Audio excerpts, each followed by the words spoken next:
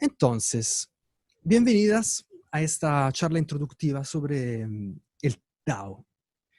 No es nada fácil hablar del Tao, que es una filosofía antiquísima, que va atrás en el tiempo, no se sabe bien hasta cuándo empezó todo, pero sí que ha tenido muchísimo desarrollo a lo largo de los siglos y a lo largo de las varias culturas. Una cultura china al principio, que luego también ha llegado a Japón y se ha desarrollado en miles formas y miles maneras de entenderlo. Hay el Dao del, de las artes visuales, hay el Dao de la filosofía, hay el Dao del amor, hay el Dao de la música.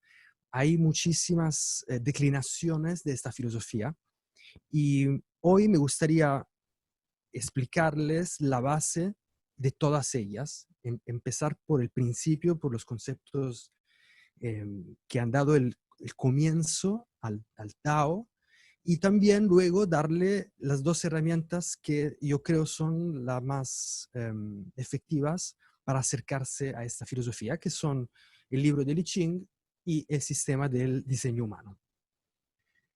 Em, entonces, comenzando a hablar del Dao, hay que poner bien las cosas en claros al principio. Estamos enfrente de una filosofía que contiene dentro de sí una paradoja muy grande. Entonces, es una filosofía que no se deja explicar bien por las palabras.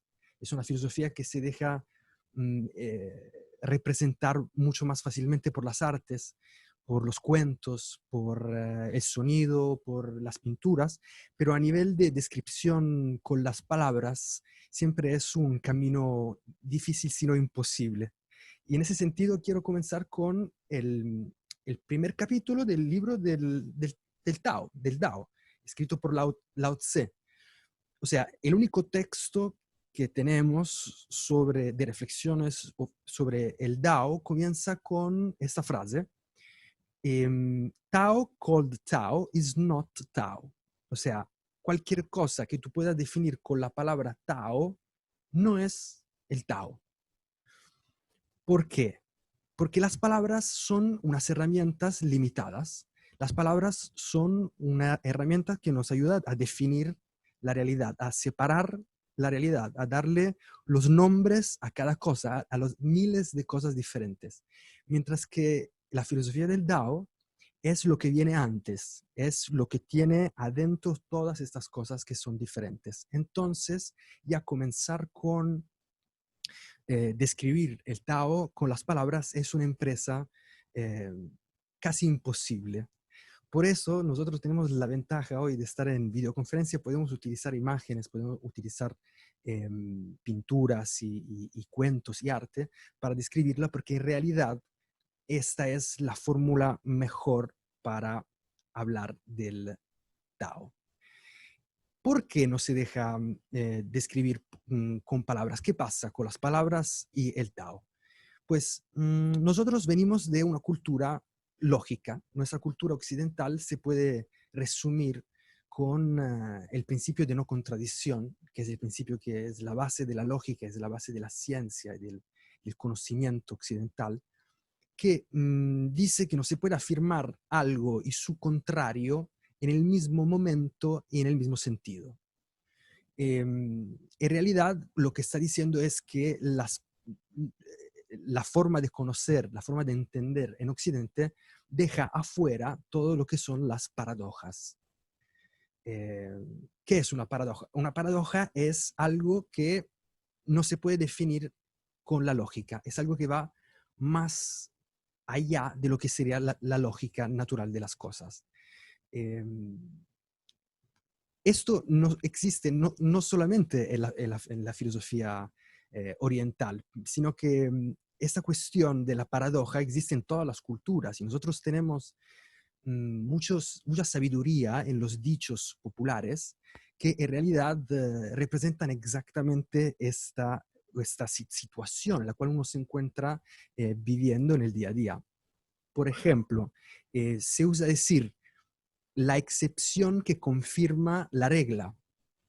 En Occidente hay este dicho, cuando nos encontramos con una excepción, sacamos esta frase que dice la excepción confirma la regla. Pues en realidad es una frase que es una paradoja, que supera la lógica, porque si hay una regla no debería haber excepciones si fuera una regla universal. O, por ejemplo, hay otra frase que me gusta mucho, que también todo esto viene de la sabiduría eh, de las personas, del vivir cotidiano, que dice, no hay mal que para bien no venga. Esa no es sabiduría oriental, es sabiduría occidental, pero que también expresa exactamente lo que estamos intentando expresar con la palabra Dao, o sea, la paradoja de la realidad. O, por ejemplo, otra frase que me gusta mucho también, que se utiliza mucho es menos es más. Menos es más también es una paradoja. Es una frase que no sigue la lógica natural de las cosas, pero que en realidad nos encontramos real en la vida de todos los días. Pues estos monjes de hace 2400 años en las montañas, en las florestas de bambú, ahí en China, eremitas perdidos que dedicaban años, toda la vida en meditación y en práctica para intentar entender cuál es la esencia de la vida, cuál es la esencia del planeta Tierra, cuál es la esencia del universo, cuál es la esencia de lo que nosotros llamamos el estar vivo, digamos, llegaron a la conclusión que es una paradoja, que es algo y es su opuesto también en el mismo momento. Y para explicar esto, lo que hicieron fue dibujarlo, fue enseñarlo con, primero, el dibujo del Tao y luego con arte, con pinturas, con descripciones, con música, expresarlos de una manera que adentro la expresión explicara todo lo que quiere decir esta paradoja. Y es por eso que he comenzado enseñándoles estas pinturas de los primeros maestros yogi zen de la China antigua, porque representan en sí mismos, esos dibujos representan una explicación de esta paradoja, de esto que están intentando decir sin palabras. Y esto es explicado a través de, por ejemplo, utilizar los opuestos. Nosotros podemos intentar, si seguimos la lógica del Dao, podemos intentar explicar las cosas ligadas a sus opuestos. Podemos explicar como algo muy denso, es tan denso que, por ejemplo, puede ser casi transparente, como por ejemplo este Buda, este maestro iluminado, al querer definirlo, a querer encontrar su esencia primordial, su esencia física, la esencia de su vida, su esencia material más profunda, podemos llegar a describirlo con el trazo más ligero, con la transparencia más transparente, porque con lo menos posible, porque sabemos que menos es más. Y si queremos explicar cómo puede ser que menos es más, por ejemplo, una fórmula es a través del dibujo. Podemos explicar que menos es más describiendo la esencia de una persona con los menos trazos posibles, como por ejemplo en este caso. Podemos llegar a dar la esencia de algo que es mm, lleno, de algo que es pesado, de algo que es tan verdadero que se vuelve transparente, que se vuelve su opuesto. Podemos explicar todo esto mucho más fácilmente con el arte que con las palabras. Por esto he querido comenzar diciéndole esto. Hoy vamos a utilizar muchas palabras para explicar algo que no se puede explicar con las palabras. Es justamente una paradoja que no se puede, simplemente no se puede utilizar estas herramientas para abrazarlas completamente. Esta tradición le estaba comentando, tiene muchas formas de contar lo que es el Tao. Una de las más, que se me queda más en la memoria, que creo que funciona mejor de todas, es a través de cuentos. Hay los típicos cuentos chinos, el típico cuento zen, que es un tipo de literatura que es muy especial en este caso, porque, como os he dicho, es muy difícil explicar el Tao con una palabra, pero con un cuento sí, porque el cuento consigue representar la realidad en movimiento. Entonces, en ese sentido, vamos a comenzar esta charla con un cuento chino que eh, a mí me gusta mucho y creo que describe muy bien lo que quiere decir el Tao. Entonces, un humilde campesino vivía en el norte de la China, en los confines con las estepas frecuentadas por las hordas nómadas. Un día regresó silbando de la feria con una magnífica potranca que había comprado a un precio razonable, gastando pese a ello lo que había ahorrado en 5 años de economía. Unos días más tarde, su único caballo, que constituía todo su capital, se escapó y desapareció hacia la frontera. El acontecimiento dio la vuelta al pueblo y los vecinos acudieron uno tras otro para compadecerse al granjero por su mala suerte. Él se encogía de los hombros y contestaba imperturbable. Las nubes tapan el sol, pero también traen la lluvia. Una desgracia trae a veces consigo un beneficio. Ya veremos. 3 meses más tarde, la yegua reapareció con un magnífico semental salvaje caracoleando junto a ella. Estaba preñada. Los vecinos acudieron para felicitar al dichoso propietario. Tenías razón al ser optimista. Pierdes un caballo y ganas 3. Las nubes traen la lluvia nutricia y en ocasiones la tormenta devastadora. La desgracia, respondió, se esconde en los pliegues de la felicidad. La desgracia se esconde en los pliegues de la felicidad. Esperemos. El hijo único del campesino domó el fogoso semental y se aficionó a montarlo. No tardó en caerse del caballo y poco le faltó para romperse el cuello. Salió del paso con una pierna rota. A los vecinos que venían de nuevo para cantar sus penas, el filósofo campesino le respondió: calamidad o bendición, ¿quién puede saberlo? Los cambios no tienen fin en este mundo que no permanece. Unos días más tarde se decretó la movilización general en el distrito para rechazar una invasión mongola. Todos los jóvenes válidos partieron al combate y muy pocos regresaron a sus hogares. Pero el hijo único del campesino, gracias a las muletas, se libró de la masacre. Perfecto. Este es el cuento zen de los caballos y es el cuento que explica plásticamente cómo en realidad no se pueden distinguir los opuestos. En realidad, los opuestos vienen juntos. Y es ahí la gran diferencia entre la filosofía occidental, de la cual nosotros somos representantes, y esta filosofía, la filosofía del Dao, es justamente en el tema de la separación. Nosotros somos concebidos cuando aprendemos nuestro lenguaje, cuando aprendemos la filosofía del mundo que nos rodea, estamos acostumbrados a trazar límites, a encontrar los límites entre las cosas. De hecho, es así que podemos tener un Dios bueno y un Dios malo. Podemos tener Dios y el diablo.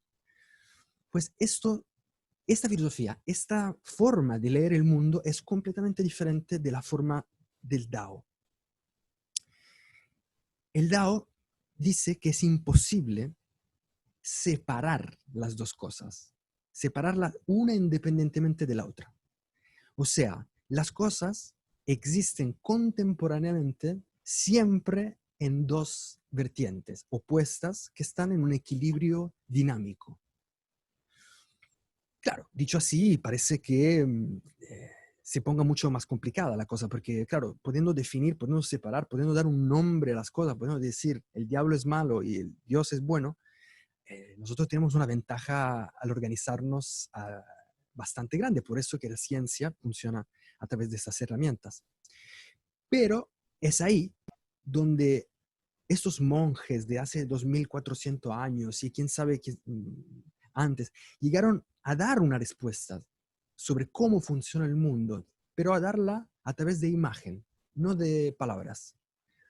Y la respuesta es el yin yang.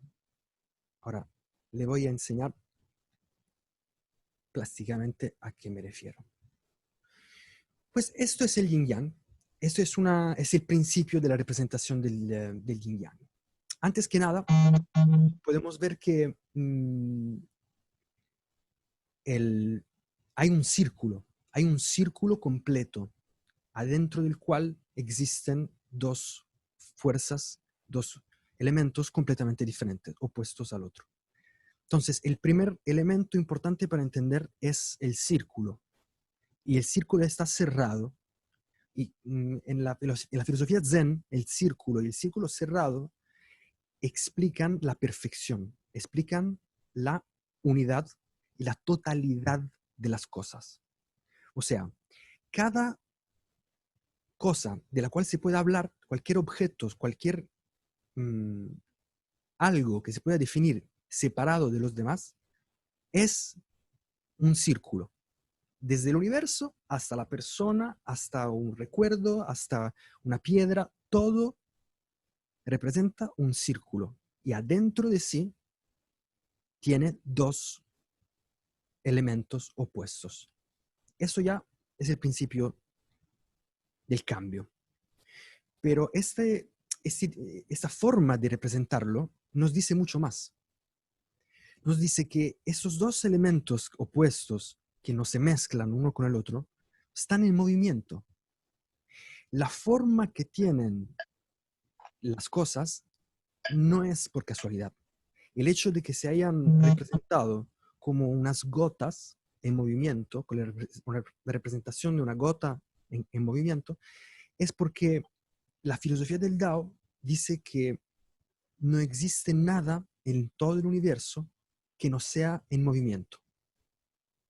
Todo es parte de un cambio. Todo es parte del agua de un río que se está moviendo. No existe nada en el universo que no tenga movimiento. Y esos movimientos, este movimiento constante, continuo, es lo que representa la ciclicidad de la vida. Esto es la representación del día y de la noche. Esta es la representación del verano y del invierno. Esta es la representación del movimiento del sol y de la luna.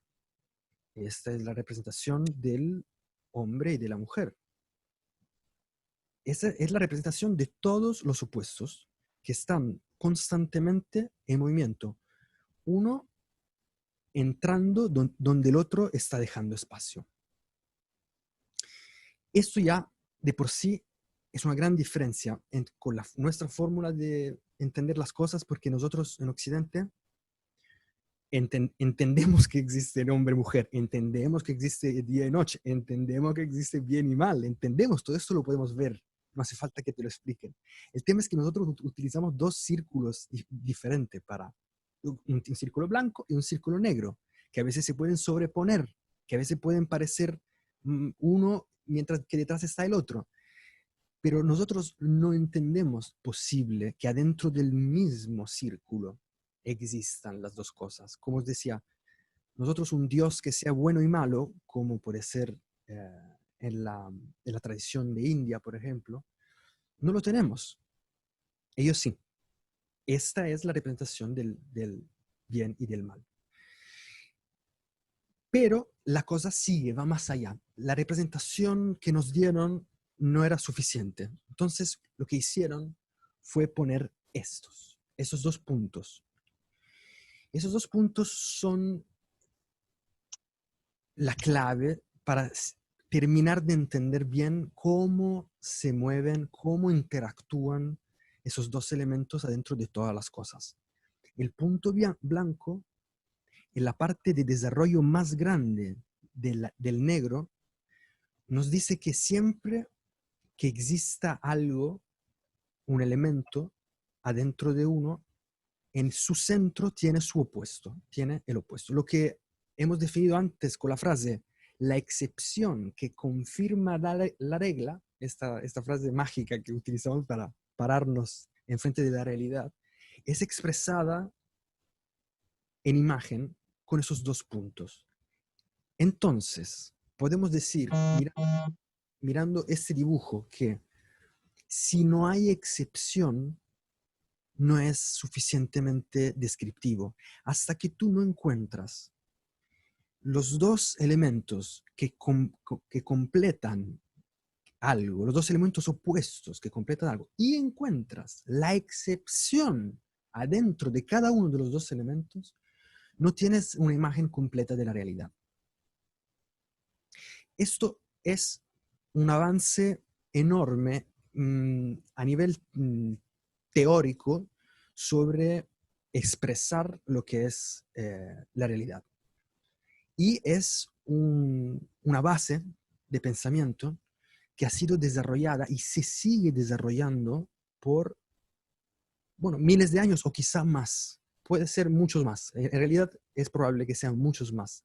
Y por esto es que no va a tener fin, porque no está pensada, este conocimiento no está pensado para que se pueda terminar. No está pensado para que se pueda enlazar y tenerlo parado, porque esto es la primera regla. Todo es en movimiento. Pero se puede describir, no se puede parar, no se puede dividir, ¿vale? Pero se puede describir. Y el trabajo que se hizo con el libro de Li Ching es exactamente eso. Es, una vez que se ha comenzado a entender la realidad a través de este diseño, y una vez que se ha comenzado a observar el mundo aplicando estas 3, 4 cosas que dice el Yin Yang, se ha podido comenzar a trazar el tema del I Ching, que aquí está representado con los diagramas.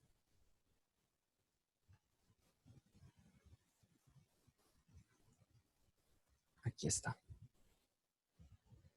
Y aquí lo tenemos plásticamente. Un segundo. Vale. Pues aquí tenemos el Tai Chi, el Yin Yang, y luego tenemos los dos elementos, el Yin y el Yang. El Yin representado con una línea que ha sido interrumpida en el medio, y el Yang representado como una línea no interrumpida, una línea entera. Esto representa lo femenino y lo masculino. Perfecto. Desde ahí podemos doblarlo y encontrar 4 elementos. 2 líneas yin, una línea yin y una línea yang, una línea yang, una línea yin y 2 líneas yang. Pero esto no era suficiente. Entonces han añadido otra línea y han encontrado 8 elementos. Desde el elemento más yang, que es la tierra, hasta el elemento más yin, que son los cielos. Adentro de este continuo están todos los elementos del universo. Están la tierra, la montaña, el agua, el viento, el trueno, el fuego, el lago, los cielos. Estas palabras, estos elementos que decimos, la tierra, la montaña, nos ayudan a entender el elemento del cual estamos hablando, pero no son los únicos elementos que representan estas mezclas de yin y yang. Nos ayudan a entender de qué se está hablando. Entonces, el libro de Li Ching quiere ser una descripción de lo que pasa cuando estos 8 elementos se encuentran entre ellos. O sea, ¿qué pasa cuando el elemento muy yin de la tierra encuentra el elemento muy yang de los cielos. Y es representado con los hexagramas, que son estas 6 líneas que conocemos del I Ching, porque son 2 elementos de 3 líneas que se encuentran. Entonces, el libro del I Ching no es un libro, no es un libro normal, no es un libro que tenga un capítulo inicial y un desarrollo o algo. Es un libro, esa es otra representación del Tai Chi, es un libro en el cual se describe momento por momento todas las posibilidades que existen en el universo cuando se encuentran esos 2 elementos, esos 2 opuestos. Por ejemplo, el primer capítulo del I Ching es Qian, o sea, ¿qué pasa cuando el elemento del cielo encuentra otro elemento del cielo?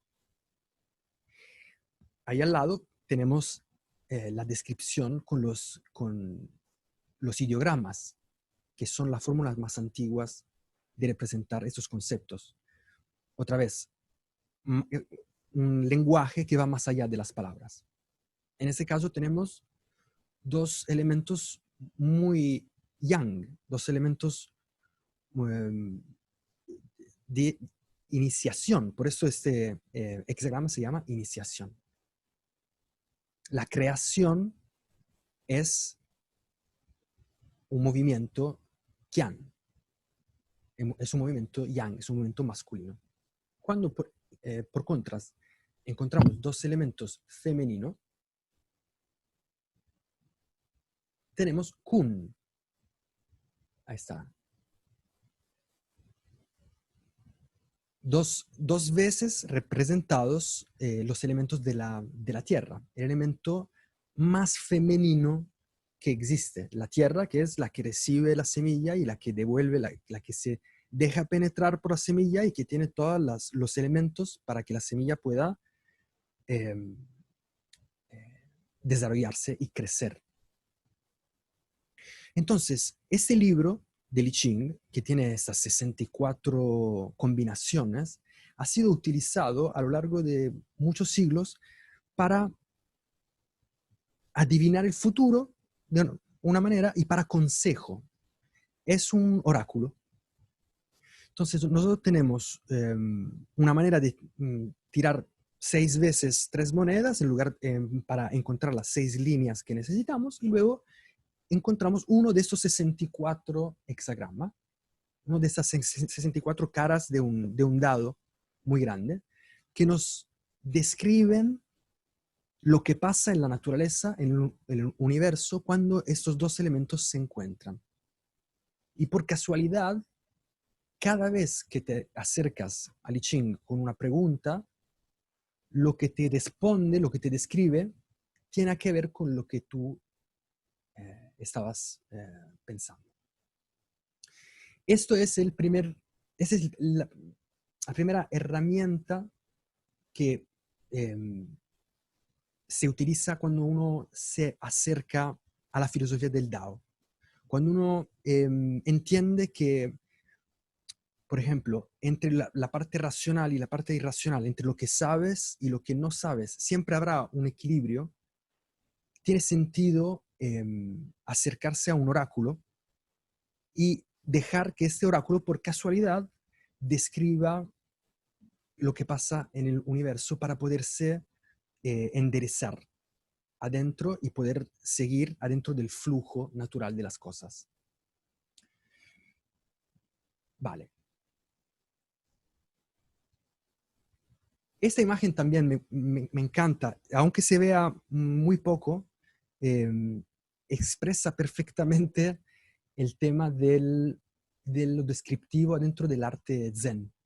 ¿Cómo puedes describir, por ejemplo, 2 elementos como una vaca que está siendo jalada por un campesino con un hilo en el cual evidentemente la vaca es enorme y pesada y el campesino es pequeño y ligero, y no obstante eso, y con un hilo muy sutil, logra llevarse así todo el peso de la vaca. Esta representación es una representación de los opuestos, unos opuestos en equilibrio. Y el hecho de vaciar completamente el campesino, de escribirlo casi transparente y de a ver si lo puedo acercar a esta. Ahí está el campesino, con su hilo chiquitito. El hecho de describirlo así es una representación de los opuestos que conviven, los opuestos que se tocan. Representar lo fuerte, lo definido, con la falta de definición, con el trazo ligero, con la transparencia. Perfecto. Entonces, de aquí llegamos rápidamente, porque ya veo que estamos después de la media hora, al tema del diseño humano. Porque, ¿qué tiene que ver el diseño humano con todo eso? Pues el diseño humano es un conocimiento que ha sido desarrollado ahora, en el 900, en 1987, en el cual conviven la filosofía oriental del Dao con la filosofía occidental científica de la definición, del separar, del definir. Conviven en un equilibrio que yo creo nunca se había logrado en el conocimiento y que está expresado plásticamente en el rave, que se llama, ese mandala, en el cual hay los 64 hexagramas de I Ching en el anillo más exterior, que representan todo el calendario del año y todo el calendario de la civilización y del universo, que a través de unas activaciones, persona por persona, logra describir el tipo de reencarnación en la cual está en este momento, el tipo de circuito de chakras que tiene, y lo logra describir siempre manteniendo la filosofía del Tao, o sea, siempre manteniendo dos elementos en equilibrio para expresar el uno. Por ejemplo, en el diseño humano hay dos cumpleaños, hay dos fechas de cumpleaños, una fecha de tu parte consciente y la fecha de tu parte inconsciente. Hay dos energías completamente opuestas que se encuentran en tu cuerpo y que viven juntas hasta que tú estés vivo y que luego se separan. Y esas dos energías que son completamente diferentes, así como son diferentes el yin y el yang y están dentro de un círculo, pues ahí estás tú en la representación del diseño humano, plásticamente expresando cuál parte es la yin y cuál parte es la yang. Y entonces, después de haberte expresado cuál es tu configuración, el diseño humano lo que hace es indicarte una fórmula para tomar decisiones según tu parte más profunda, para que estés en equilibrio. Me voy a explicar mejor. Si en realidad todo está hecho por dos energías siempre, entonces lo único que tenemos, la única cosa que podemos buscar es el equilibrio. No tiene ningún sentido buscar el bien, no tiene ningún sentido buscar la luz, no tiene ningún sentido buscar lo justo, no tiene ningún sentido buscar lo bueno. Lo que se puede buscar es el equilibrio. Lo conveniente para buscar es siempre el equilibrio. Y el mensaje del diseño humano, resumido, es una fórmula para tomar decisiones equilibrando lo que es tu energía. Por ejemplo, si eres parte del grupo más grande de personas que hay en este momento, según el diseño humano, eres un generador. Y el generador tiene mucha energía yang. Entonces, el consejo del diseño humano es responder, esperar y responder a la vida. Y si se recuerdan, cuando hemos mirado antes, ahí está. el elemento más yin de todos los 64 elementos del I Ching es esto. Y el nombre de este hexagrama es responding, responder. Responder es la acción más yin de todas las acciones del universo. Esperar y responder es lo que hace la Tierra, esperando la semilla que caiga para responder con todos los elementos que la Tierra tiene para que la semilla pueda germinar. Pues lo que te está diciendo el diseño humano, lo que dice el diseño humano a las 70% de las personas es espera para responder, que a nivel lógico no tiene ningún sentido, que es una paradoja. Es como decirle a alguien chi va piano va sano e va lontano. Es algo, es una paradoja.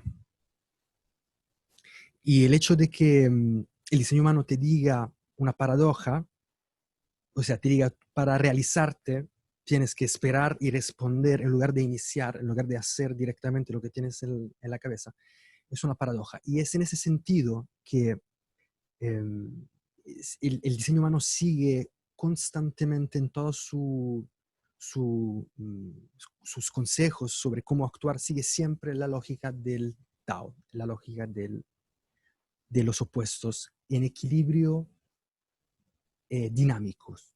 Esta es la clave, el equilibrio dinámico de los opuestos. No se pueden distinguir. Uy.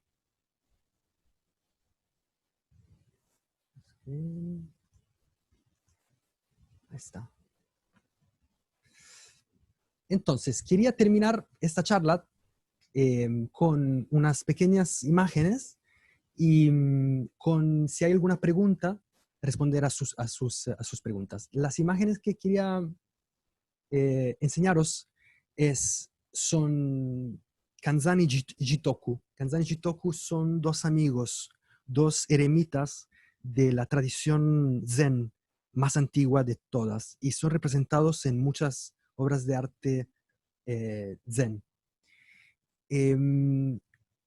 Es una representación de dos personas muy diferentes, de una persona que se encuentran eremitas por mucho tiempo y entre los dos nace una amistad muy grande entre dos personas muy diferentes. Uno, un sabio, un poeta, y el otro, un campesino. Pues el encuentro de esos dos amigos, la amistad, ese equilibrio que llamamos amistad, que es una de las relaciones que más dura en el universo, ¿no? Mucho más que el amor, la amistad dura más. Y la amistad, y lo que dura mucho, lo que dura más, es lo más sagrado para los taoístas. Lo inmortal, lo que no termina, es lo que más se acerca a lo que es la esencia de las cosas. Entonces, una amistad entre dos amigos eremitas es uno de los temas principales uno de los temas clásicos, aparte de los bambú y los paisajes, uno de los temas clásicos de la pintura zen. Y me gustaba terminar esta charla enseñándoles estas pinturas porque representan más que las palabras lo que quiere decir el taoísmo. Este equilibrio dinámico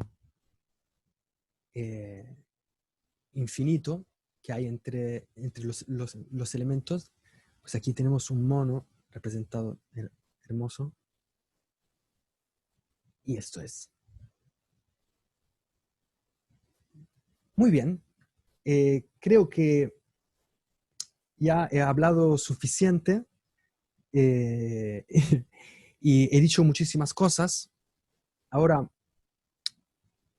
creo que bueno, lo que me falta por decir son los últimos dos conceptos. Los voy a decir rápidamente, luego quizás se pueden profundizar en otro momento, pero son muy, muy importantes, muy interesantes. Entonces, de todo esto, de la tradición de Zen, del pensamiento y de la reflexión que se hizo después de encontrar la ley del yin-yang, a lo largo de los siglos, a lo largo de generaciones y generaciones y generaciones de eremitas y de místicos, han salido dos conceptos que han llegado hasta nuestros días y que son dos conceptos integrantes que describen muy bien la filosofía del Tao. Uno es Wu Wei.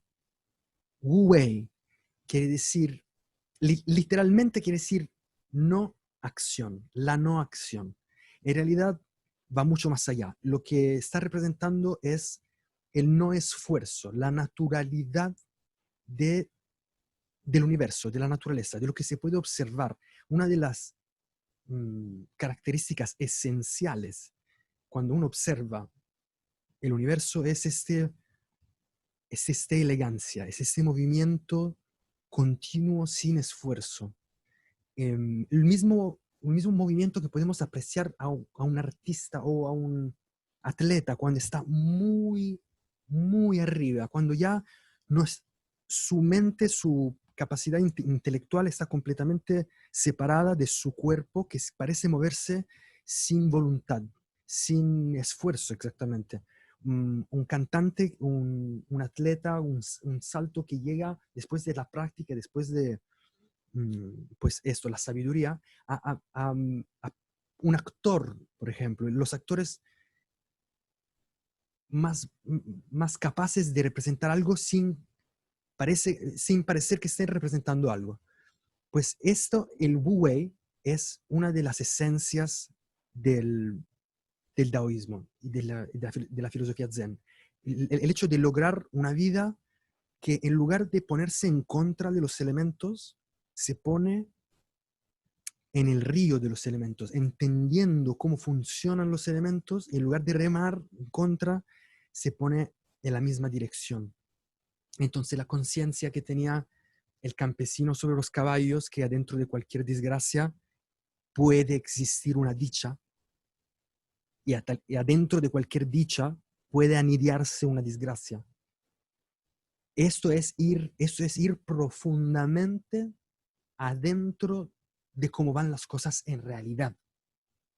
Y esto es el hecho de poder vivir sin dejarse llevar por las victorias o por cuando fracasas, sin dejarse llevar ni por el uno ni por el otro lado, es el equilibrio y es la fórmula de vivir sin esfuerzo, el Wu Wei. Y el otro concepto que quería dejarles es el Wabi Sabi, que también se usa mucho hoy día para expresar el, el fascinamiento que tienen las cosas envejecidas, las cosas que han sido rotas y luego reparadas, las cosas que han sido cubiertas por la naturaleza, las cosas que han tenido el tiempo que ha actuado sobre ella. En realidad es la naturaleza misma. Cuando observamos la naturaleza misma, hay una belleza también en lo incompleto, en lo roto, pues, en la expresión del continuo mudar de las cosas y la conciencia, conciencia que todo está en movimiento, que no existe nada en el mundo que no esté envejeciendo, que no esté pasando a través de muchos estadios, a través de un ciclo completo en el cual habrá un principio y una fin. Pues esto es todo, de verdad, esta vez. Espero que les haya clarificado algunas dudas sobre esta filosofía tan imposible para describir a través de palabras. Y estoy a disposición. Si quieren hacer alguna pregunta, pueden desmutear su micrófono o pueden escribirla en la chat, que creo que está por aquí.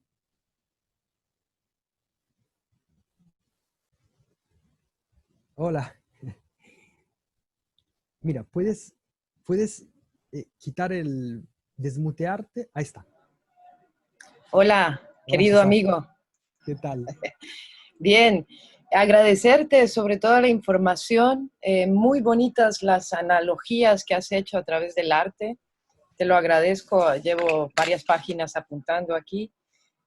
Ojalá que tengamos más oportunidad o que tengas tu oportunidad de darnos más información acerca de del diseño humano, porque me interesó mucho esta relación que haces del Tao y el diseño humano, ¿no? Para poder explorar más en lo cotidiano, ¿no?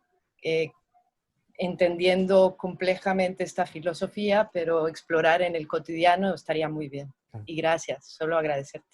Y qué bueno Pues verte. soy yo que te agradezco a ti, porque yo sé perfectamente quién ha sido la primera persona que me ha dado el I Ching, el libro del I Ching, y eso ha sido tú hace 20 años. Y este libro, claro, ha sido la clave para mí, para entender poquito a poco que no entiendo el I Ching. O sea, el primer paso es entender que no entiendes. Es decir, entender que se está hablando de una filosofía que no está pensada para ser entendida con la cabeza, que no está pensada para ser racionalizada. Esto ya es un paso enorme que me ha costado muchísimos años de pues, leer el I Ching, leer el I Ching, leer el I Ching.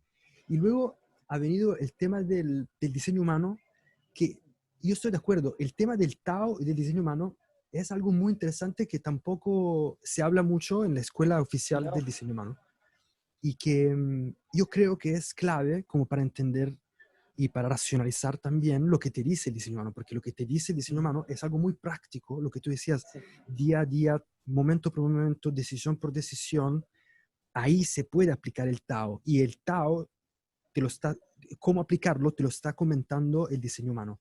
Y esto es, pues, es increíble porque el I Ching, digamos, el libro del I Ching se aplica más para cosas importantes, para preguntas muy grandes, para momentos de tu vida especiales en los cuales necesitas una descripción, todo un movimiento. Este libro se utilizaba para decidir si iban a la guerra o menos. Entonces es un libro, es un oráculo serio, de verdad, no es broma.